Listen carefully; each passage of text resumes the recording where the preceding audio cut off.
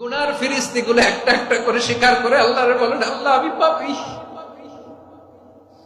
আল্লাহ আমার চেয়ে বড় পাপী এই দুনিয়াতে কেউ নাই, আকাশের নিচে জমিনের উপরে আমার চেয়ে বড় পাপী কেউ নাই। একটা একটা করে আল্লাহ স্বীকার করি আমি পাপী, সব পাপের স্বীকৃতি দিলাম।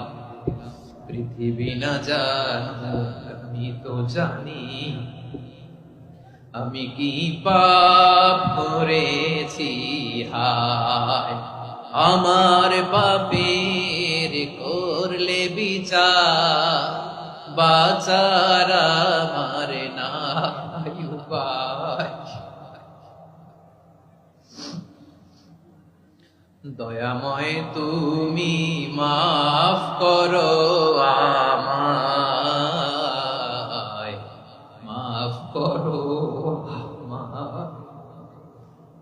আল্লাহ তাআলা যদি দয়া করে আমাদেরকে মাফ না করে, আমাদের বাঁচার কোনো উপায় নাই। আপনি কি ভেবেছেন আপনার নামাজ দিয়ে আপনি জান্নাতে যাবেন?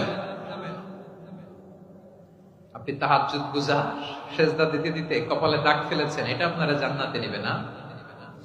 আপনি এলাকার সবচেয়ে বড় হাতেম তাই দানশীল, এই দানের ভরসায় বসে আছেন, কশিন কালো ওঠা।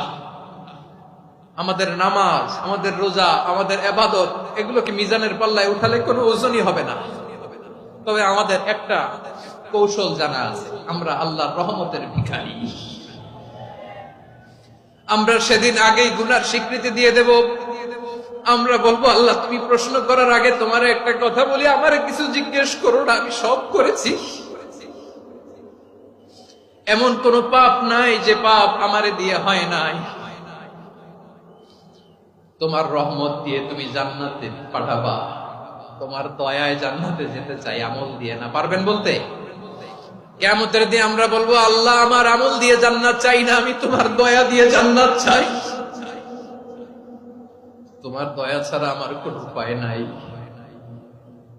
কারণ আল্লাহ যদি বিচার করে, বাঁচার কারো উপায় নাই। আল্লাহ যদি বলে ফেলেন তুই এটা করলি কেন, ওখানে গেলি কেন, কোরআনে 1000 বার নিষেধ করলাম তারপরেও এই পাপে জড়ালি কেন, এরকম প্রশ্ন ছুড়ে দিলে আমার উত্তর আছে? বাঁচার কোন উপায় আছে? রোজ হাসরে হে আল্লাহ আমার করোনা বিচার, আল্লাহ করোনা বিচার,